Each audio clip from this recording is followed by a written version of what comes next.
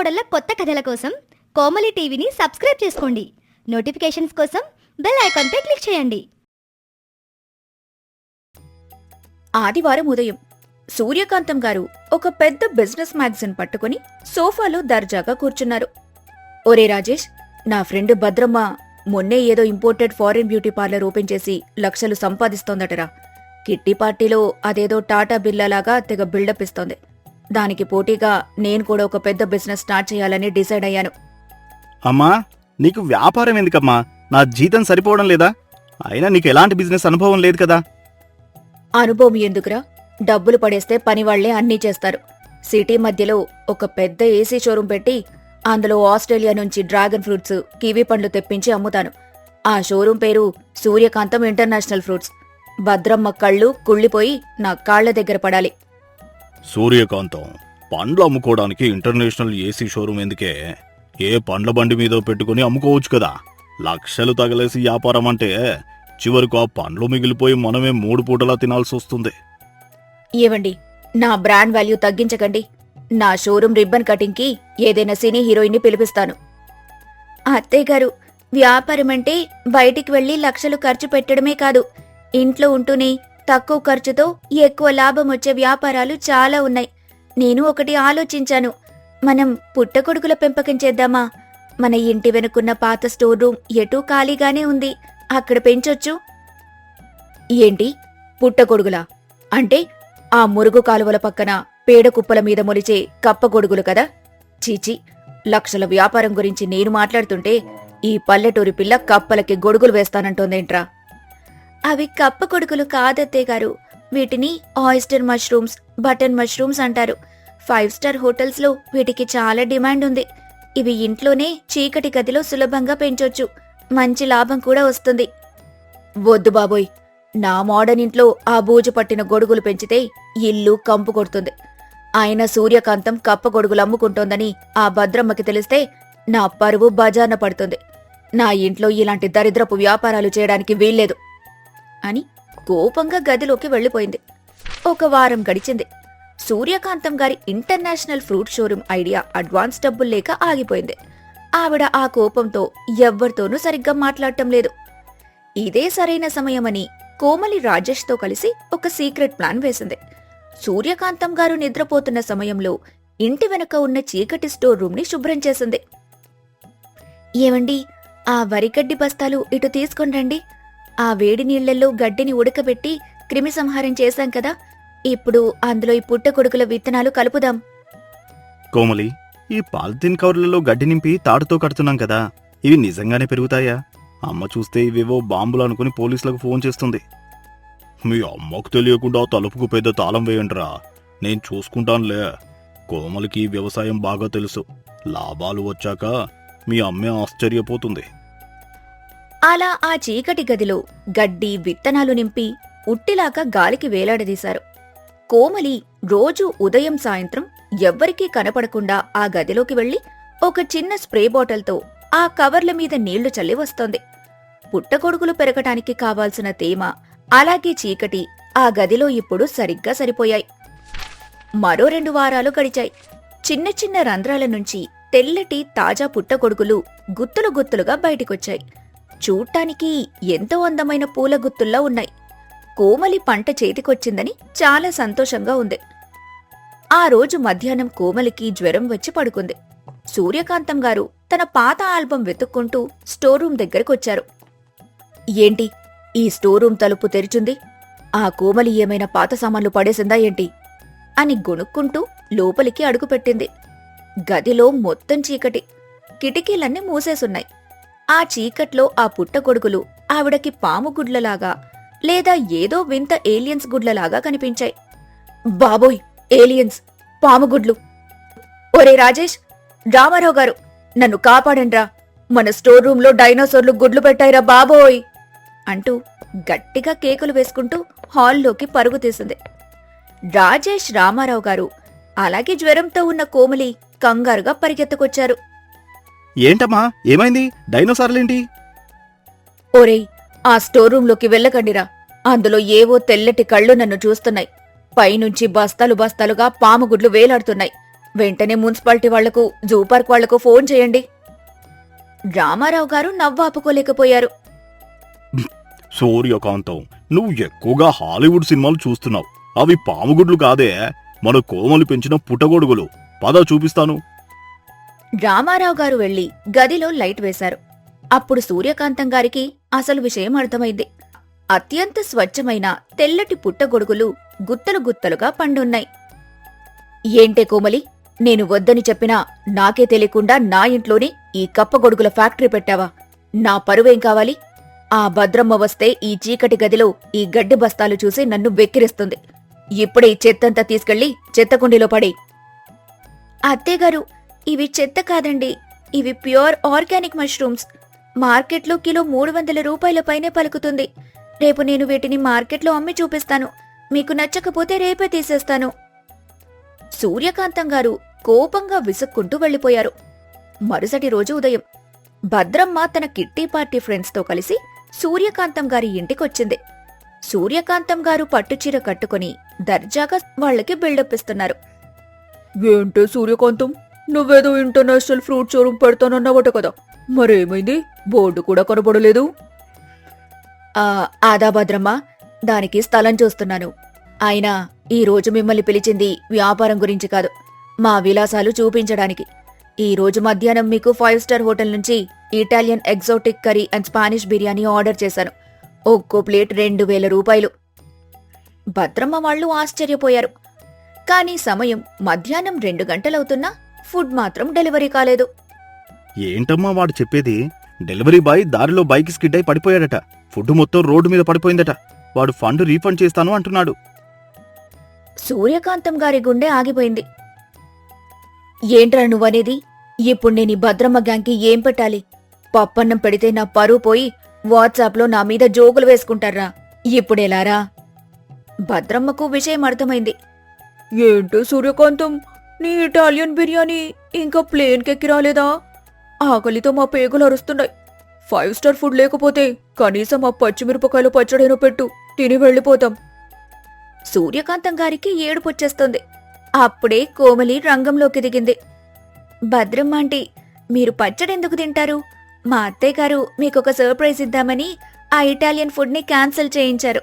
ఈ రోజు మా ఇంటి special royal mushroom masala and mushroom dum biryani. ఇంకో 10 నిమిషాల్లో వేడివేడిగా వడ్డిస్తాను, దయచేసి కూర్చోండి. కోమలి ఉదయాన్నే స్టోర్ రూంలోంచి అత్యంత తాజాగా ఉన్న తెల్లటి పుట్టగొడుగుల్ని కోసి పెట్టుకుంది. వెంటనే ఓక్లో నెయ్యి వేసి పుట్టగొడుగుల్ని దోరగా వేయించింది.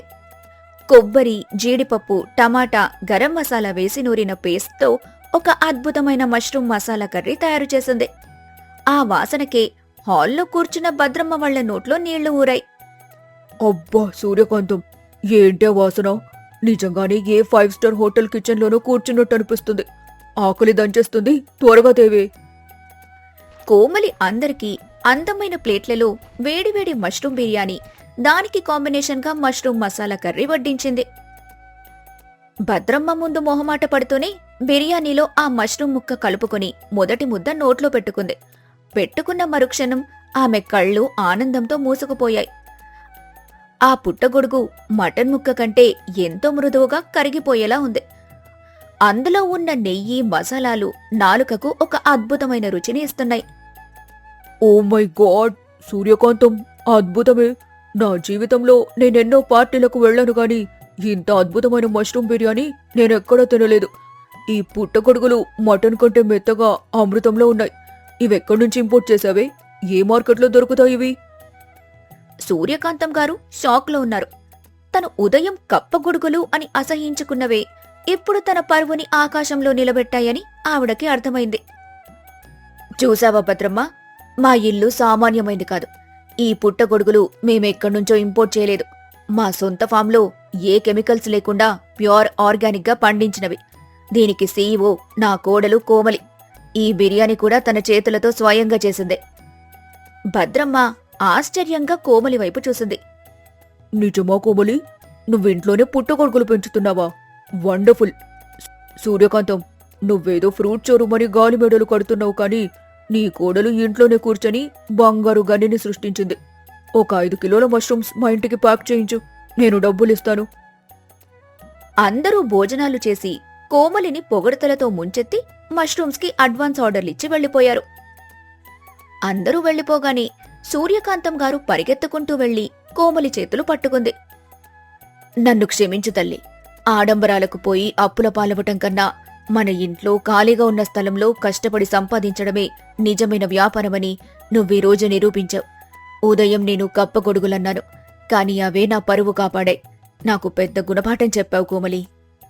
అదేంటత్తయ్యగారు, ఇందులో నా గొప్పేముంది? ఈ వ్యవసాయానికి కావాల్సింది కొంచెం ఓపిక, గడ్డి, నీళ్లు అంతే. మనం దీన్ని ఇంకొంచెం పెద్దగా చేద్దాం. రామారావు గారు నవ్వుతూ వచ్చారు. చూసావా సూర్యకాంతం, నా కోడలి ఐడియా. మరిప్పుడు ఈ మష్రూమ్ బిజినెస్ కి పేరేంటి? పేరేముందండి, సూర్యకాంతం అండ్ కోమలి ఆర్గానిక్ మష్రూమ్స్. రేపటి నుంచి ఈ వ్యాపారానికి నేను మేనేజర్ని, కోమలి ఎండి. ఒరే రాజేష్, వెంటనే వెళ్ళి ఇంకో 100 కవర్లు గడ్డి తీసుకొన్రా. మన స్టోర్ రూమ్ని నింపేద్దాం.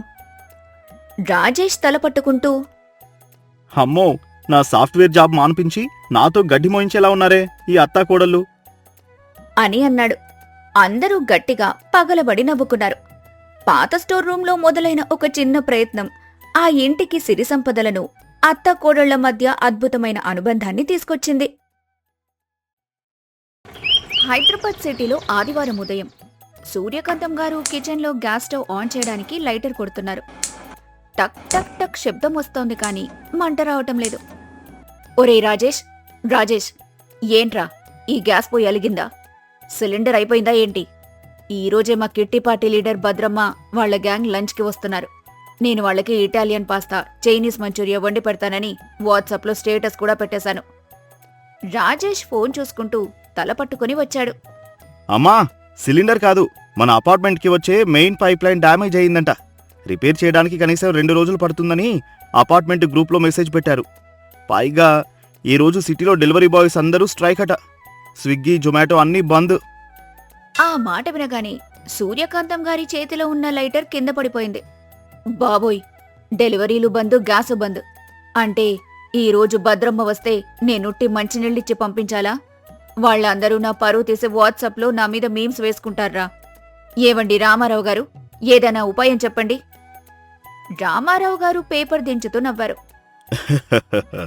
నా దగ్గర ఉపాయం లేదు కానీ సూర్యకాంతం, ఆ 5 స్టార్ భోజనాలు వదిలేసే కనీసం ఆ కట్టెల పొయ్యి మీద పప్పు వండుకో. నీ పరువు నిలబడుతుంది. కట్టెల పొయ్యి నేను వండటమా? నా చేతులు కందిపోతాయి. అయినా సిటీలో కట్టెలెక్కడుంటాయి? మన ఫర్నిచర్ని విరగొట్టి కాల్చమంటారా ఏంటి? అప్పుడు కోమలి కిచెన్లోంచి నవ్వుతూ బయటకొచ్చింది. అత్తేగారు, కంగారు పడకండి. మన ఇంటికి 1 గంట దూరంలోనే గోదావరి నదికి సంబంధించిన ఒక పిల్ల కాలువ, దాని పక్కనే మనకొక చిన్న మామిడి తోట ఉంది కదా, మనం అక్కడికి వెళ్దాం. నది ఒడ్డున ఆ చల్లని గాలిలో నేను నా చేతులతో ఒక అద్భుతమైన విందు తయారు చేస్తాను. మీ ఫ్రెండ్స్ని అక్కడికే రివర్ వ్యూ లంచ్ అని చెప్పి పిలవండి. ఏంటి, ఆ నది ఒడ్డున ఇసుకలో కూర్చొని వంట చేస్తావా? చీచి, అక్కడంతా దుమ్ము, రాళ్లు ఉంటాయి. నా బ్రాండెడ్ చీరలు పాడైపోతాయి. నా ఫ్రెండ్స్కి నేను ఇసుక పెట్టి వడ్డించాలా? నమ్మండి అత్తేగారు, పేదవాళ్లకైనా కోటీశ్వరులకైనా ప్రకృతి ఒక్కటే. నది ఒడ్డున ఇసుకలో ఉండే లాజిక్ మీకు తెలీదు. ఒక్కసారి వెళ్ళి చూద్దాం. మీ పరువు పోకుండా నేను చూసుకుంటాను. సూర్యకాంతం గారికి వేరే దారి లేక అయిష్టంగానే ఒప్పుకుంది. కార్లో అందరూ నది ఒడ్డుకు బయలుదేరారు. కోమలి డిక్కీలో కొన్ని మట్టి కుండలు, బియ్యం, కూరగాయలు, నూనె డబ్బాలు పెట్టుకుంది. సూర్యకాంతం గారు మాత్రం తన వెంట ఒక ఇండక్షన్ స్టవ్ అంటే ఎలక్ట్రిక్ పొయ్యి, ఒక ఎలక్ట్రిక్ చాపర్, అలాగే ఒక హెయిర్ డ్రయర్ తెచ్చుకుంది. అమ్మా, నది ఒడ్డున కరెంట్ ఎక్కడుంటుందని ఈ ఇండక్షన్ స్టవ్లు, డ్రయర్లు మోసుకొస్తున్నావు? ఒరేయ్, నాకెండకి చెమట పడితే జుట్టు పాడుతుంది కదా అని డ్రయర్ తెచ్చాను. ఆ కోమలి వంట చేయకపోతే నా ఇండక్షన్ స్టవ్ మీద నేను వండుకుంటాను. సూర్యకాంతం, ఆ నది ఒడ్డున ఉన్న కొబ్బరి చెట్టుకి ప్లగ్ పాయింట్ ఏమైనా ఉంటుందేమో వెతుక్కుని పెట్టుకో. నీ ఇండక్షన్ స్టవ్కి సరిగ్గా సరిపోతుంది అని అనడంతో అందరూ నవ్వుకున్నారు. కారు ఒక అద్భుతమైన ప్రదేశంలో ఆగింది. పక్కన్నే స్వచ్ఛమైన నీటి ప్రవాహం జలజలా పారుతోంది. తెల్లటి ఇసుక, చుట్టూ పచ్చని మామిడి చెట్లు. ఆ ప్రశాంతత, ఆ నది నుంచి వస్తున్న చల్లని గాలి సిటీ ఏసీల కంటే 100 రెట్లు అద్భుతంగా ఉంది. సూర్యకాంతం గారు పట్టుచీరను కొద్దిగా పైకి పట్టుకుని ఇసుకలో కాలు పెట్టారు. ఏంట్రా రాజేష్ ఈ ఇసుక? నా చెప్పులు లోపలికి కూరుకుపోతున్నాయి. అప్పుడే ఇసుకలోంచి ఒక చిన్న నదిపీత బయటకొచ్చి సూర్యకాంతం గారి కాలి బొటనవేలుని గట్టిగా పట్టుకుంది. బాబోయ్, ఏలియన్! రే రాజేష్, నా కాలికేదో ఫారిన్ పురుగు కరిచేసిందిరా. నా బొటనవేలు తెంచేస్తోంది. నన్ను కాపాడండి అంటూ ఇసుకలో గంతులు వేయటం మొదలుపెట్టింది. రామారావు గారు నవ్వాపుకోలేకపోయారు. కోమలి పరిగెత్తుకొచ్చి నెమ్మదిగా ఆ పీతను తీసి నీళ్లల్లోకి వదిలేసింది. అత్తయ్యగారు, అది ఏలియన్ కాదు, పాపం చిన్న పీత. మీరు దాన్ని తొక్కబోతే భయపడి పట్టుకుంది అంతే. అమ్మో, ఈ నది ఒడ్డునేంటి జూరాసిక్ పార్క్ లాగా ఉంది? ఇంకెన్ని రాక్షస జంతువులొస్తాయో? నా పరువు పోయేలా ఉంది. కోమలి చీరకొంగు దోపుకొని పని మొదలుపెట్టింది. సూర్యకాంతం గారు దూరం నుంచి చూస్తున్నారు. కోమలి కిచెన్లో లాగా గ్యాస్ స్టవ్ వెతకలేదు. బదులుగా ఆ నది ఒడ్డున ఉన్న తడి ఇసుకలో ఒక అడుగు లోతులో ఒక గుండ్రటి గొయ్యి తవ్వింది. అందులో ఎండు పుల్లలు వేసి మంట వెలిగించింది. మంట బాగా రాజుకొని నిప్పులు తయారయ్యాక తన వెంట తెచ్చిన ఒక పెద్ద మట్టి కుండలో బియ్యం, నీళ్లు వేసి ఆ గొయ్యిలో పెట్టింది. దానిమీద గుమ్మడి ఆకులను కప్పి పైన వేడిసుకను తిరిగి కప్పేసింది. కేవలం కొద్దిగా ఆవిరి రావటానికి చిన్న రంధ్రం వదిలింది. ఏంటి కోమలి, అన్నం కుండను అలా పూడ్చిపెట్టేశావేంటి? అదేమైనా నిధి అనుకున్నావా ఏంటి దాచేస్తున్నావు? కాదత్తయ్యగారు, దీనికి ఒక సైంటిఫిక్ లాజిక్ ఉంది. ఇసుక అనేది వేడిని పట్టుంచే బెస్ట్ పదార్థం. అందులో నిప్పులు వేసి ఇలా మట్టి కుండ పెట్టి ఇసుకతో కప్పేస్తే ఆ వేడి లోపల సమానంగా వ్యాపించి అన్నం దమ్ పద్ధతిలో ఉడుకుతుంది. మా ఊర్లో వరదలు వచ్చినప్పుడు, గ్యాస్ పొయ్యిలు లేనప్పుడు మేమిలాగే వండుకునేవాళ్లం. దీనివల్ల అన్నంలో ఉన్న పోషకాలు ఆవిరైపోవు, రుచి కూడా అమృతంలా ఉంటుంది. సూర్యకాంతం గారికి ఆ లాజిక్ విని నోట మాట రాలేదు. తను కేవలం బటన్లు నొక్కడం మాత్రమే నేర్చుకుంది. కాని కోమలి ప్రకృతిని వాడుకుని ఎంత తెలివిగా వంట చేస్తుందో అర్థమైంది. అదేవిధంగా కోమలి ఇంకో మట్టి దాకలో గుత్తి వంకాయ, పచ్చిమిర్చి, ఉల్లిపాయలు, కొద్దిగా కల్లుప్పు వేసి ఆ ఇసుక నిప్పుల మీద రోటీ పచ్చడి కోసం కాలుస్తోంది. ఆ వంకాయలు కట్టెల నిప్పుల మీద కాలుతుంటే ఆ పొగకి, గుమగుమలకి సూర్యకాంతం గారికి కడుపులో ఎలుకలు పరిగెత్తటం మొదలయ్యాయి. వంటవుతుండగా రామారావు గారు, కోమలి, దాహంగా ఉందమ్మా. ఈ ఆరాటంలో పడి మంచినీళ్ళ క్యాన్ తేవడం మర్చిపోయాం. ఇప్పుడెలా? అని అన్నారు. సూర్యకాంతం గారు వెంటనే, అయ్యో, నా ఇంపోర్టెడ్ వాటర్ బాటిల్ మర్చిపోయాను. ఈ నది నీళ్లు తాగితే నా గొంతులో ఇన్ఫెక్షన్ వస్తుంది. నాకు మినరల్ వాటర్ కావాలి అని గోలపెట్టింది. కోమలి నవ్వుతూ ఒక చిన్న ప్రయోగం చేసింది. ఒక శుభ్రమైన కాటన్ క్లాత్ తీసుకుని అందులో నదిలో ఉన్న సన్నటి ఇసుక, గులకరాళ్లు, అలాగే కొద్దిగా బొగ్గు వేసి ఒక ముడి వేసింది. దాన్ని ఒక మట్టి గ్లాస్ పైన పెట్టి నదిలోని నీటిని ఆ గుడ్డ మీదుగా పోసింది. నీరు ఆ ఇసుక బొగ్గుల గుండా ఫిల్టరై చాలా స్వచ్ఛంగా, చల్లగా గ్లాసులోకి చేరుకుంది. ఇదిగోండి మావయ్య గారు, స్వచ్ఛమైన మినరల్ వాటర్. నది నీటిలో ఉండే మురికిని ఇసుక రాళ్లు ఆపేస్తాయి. ఆ బొగ్గు నీటిలో ఉన్న బ్యాక్టీరియాను లాగేసుకుంటుంది. ఇది ప్రకృతి మనకిచ్చిన ఉచిత ఆర్ఓ ప్యూరిఫైయర్. సూర్యకాంతం గారు భయపడుతూనే ఆ నీళ్లు తాగారు. ఆ నీళ్లు ఫ్రిడ్జ్ నీళ్ల కంటే చల్లగా, తేనె కంటే తియ్యగా ఉన్నాయి. ఆవిడ ఆశ్చర్యంతో కోమలి వైపు చూసింది. కోమలికి వంట మాత్రమే కాదు, సైన్స్ కూడా ఎంత బాగో తెలుసో అర్థమైంది. మధ్యాహ్నం 1 భద్రమ్మ తన 3 స్నేహితురాళ్లతో కలిసి కార్లో అక్కడికొచ్చింది. వాళ్లు దిగగానే అక్కడ ఇసుకలో మట్టి కుండలు, పొయ్యిలు చూసి భద్రమ్మ ముఖం చిట్లించింది. ఏంటో సూర్యకాంతం, వాట్సాప్లో రివర్వ్యూ లంచ్ అన్నావు. నేనేదో పెద్ద రిసార్ట్ అనుకున్నాను. ఏసీ లేదు, ఏం లేదు. ఇసుకలో ఈ మట్టి కుండలేంటి? ఏదైనా సినిమాలో గిరిజనుల సెట్టింగ్ వేశారా ఏంటి? సూర్యకాంతం గారు కంగారు పడుతూ రాజేష్ వైపు చూశారు. అప్పుడు కోమలి ముందుకొచ్చింది. ఆంటీ, ఇది రిసార్ట్ కాదు, న్యాచురల్ ఎకోథెరపీ వంటగది. మీరెప్పుడూ ఏసీలు, 5 స్టార్ హోటల్స్ చూసుంటారు. కానీ ఈరోజు మీకు మా అత్తయ్యగారు భూమి లోపల దమ్ పద్ధతిలో ఉడికించిన అసలైన పల్లెటూరి వంటకం రుచి చూపించబోతున్నారు. దయచేసి ఆ మామిడి చెట్టు కింద కూర్చోండి. భద్రమ్మ వాళ్లు అయిష్టంగానే నది ఒడ్డున చల్లని గాలికి ఏర్పాటు చేసిన చాపల మీద కూర్చున్నారు. ఏసీ కంటే ఆ నది గాలి వాళ్లకు ఎంతో హాయిగా అనిపించింది. కోమలి అందరికీ పచ్చని అరిటాకులు వేసింది. ఇసుకలో నుంచి తీసిన ఆ మట్టి కుండ మూత తీయగానే అందులోంచి వచ్చిన ఆ వేడివేడి అన్నపు ఆవిరి, మట్టి సువాసన అందరి ముక్కుపుటాలను తాకింది. ఆ అన్నం పువ్వులా ఉడికింది. అన్నం వడ్డించి నిప్పుల మీద కాల్చిన గుత్తి వంకాయ పచ్చడి, పచ్చి పులుసు, అలాగే నదిలో పట్టిన చిన్న చేపల ఇగురు వడ్డించింది. భద్రమ్మ మొహమాట పడుతూనే అన్నంలో ఆ కాల్చిన వంకాయ పచ్చడి, కొద్దిగా నెయ్యి కలుపుకొని మొదటి ముద్దను నోట్లో పెట్టుకుంది. పెట్టుకున్న మరుక్షణం ఆవిడ కళ్ళు పెద్దవయ్యాయి. ఆ ఇసుక వేడికి లోపలుడికిన వంకాయ రుచి, మట్టి కుండలో ఉడికిన అన్నం కమ్మదనం ఆమె మైండ్ని బ్లాంక్ చేశాయి. తన జీవితంలో 100ల కొద్దీ పార్టీలకు వెళ్ళింది కాని ఇలాంటి అద్భుతమైన రుచి ఆమె ఎప్పుడూ చూడలేదు. ఎందుకంటే ఇందులో కృత్రిమమైన గ్యాస్ వాసన లేదు. కేవలం మట్టి మరియు కట్టెల సువాసనే ఉంది. Oh my god, Suryakantham, what a taste! నా జీవితంలో ఇంత అద్భుతమైన కమ్మని భోజనం తినలేదు. ఆ 5 స్టార్ ఇటాలియన్ ఫుడ్ దీని ముందు డస్ట్బిన్తో సమానం. ఈ కుండలో వండటం వల్ల దీనికి ఆ రుచి వచ్చిందా? సూర్యకాంతం గారు గర్వంగా నవ్వుతూ, అవును భద్రమ్మ, మీరు కుక్కర్లలో ఉడకబెట్టి పోషకాలు చంపేస్తారు. కానీ మా కోడలు ఇసుకను వాడి థర్మల్ ఇన్సులేషన్ పద్ధతిలో వండింది. నీళ్ళని కూడా న్యాచురల్గా ఫిల్టర్ చేసింది. సిటీలో ఉంటూ మనం మట్టిని మర్చిపోయాం. కానీ మా కోడలు మట్టిలో ఉన్న మ్యాజిక్ని నాకు మళ్లీ పరిచయం చేసింది. భద్రమ్మ తన అహంకారాన్ని చంపుకొని కోమలిని ప్రశంసించింది. నిజంగా నీ కోడలు చాలా గ్రేట్ సూర్యకాంతం. ఇన్ని రోజులు నేను నా స్టేటస్ చూసుకుని విర్రవీగాను. కానీ అసలైన సిరి సంపదలు, ఆరోగ్యం మన ప్రకృతిలోనే ఉన్నాయి. అతిథులందరూ సంతోషంగా తిని వెళ్లిపోయారు.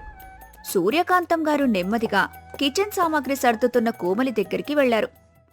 నన్ను క్షమించు కోమలి, ఉదయం గ్యాస్ లేకపోతే బతుకులేదనుకున్నాను. కానీ నీ తెలివితేటలు, నీ పల్లెటూరి సైన్స్ నా పరువును నిలబెట్టాయి. పేదరికంలో ఉన్నవాళ్లకి ఏమీ తెలీదనుకున్నాను. కాని ప్రకృతితో బతకడం నేర్చుకున్నవాళ్లే నిజమైన శ్రీమంతులని ఈ రోజు నువ్వు నిరూపించావు. అత్తేగారు, ప్రకృతి ఎప్పుడూ మనకు కావాల్సినవే ఇస్తుంది. మనం దాన్ని వాడుకోవటం నేర్చుకోవాలి, అంతే. రామారావు గారు కూడా నవ్వుతూ ముందుకొచ్చి, ఆ ఇండక్షన్ స్టవ్, హెయిర్ డ్రయర్ ఏం చేద్దాం, నదిలో పడేద్దామా అని సూర్యకాంతం గారితో అనటంతో అందరూ గట్టిగా నవ్వుకున్నారు. అయ్యో వద్దు, అది ఇంటికి తీసుకెళ్దాం. కాని రేపటి నుంచి ప్రతి ఆదివారం మనం ఇక్కడికొచ్చి ఈ నది ఒడ్డునే వండుకొని తిందాం. నాకోసం ఆ ఇసుకలో కాల్చిన వంకాయ మళ్ళీ చెయ్యాలి కోమలి. ఆ సాయంత్రం అందరూ ఆ నది ఒడ్డున చల్లని గాలిలో ఆనందంగా గడిపారు. ప్రకృతిలో ఉన్న గొప్పదనం ముందు సిటీ ఆడంబరాలు తలవంచాయి.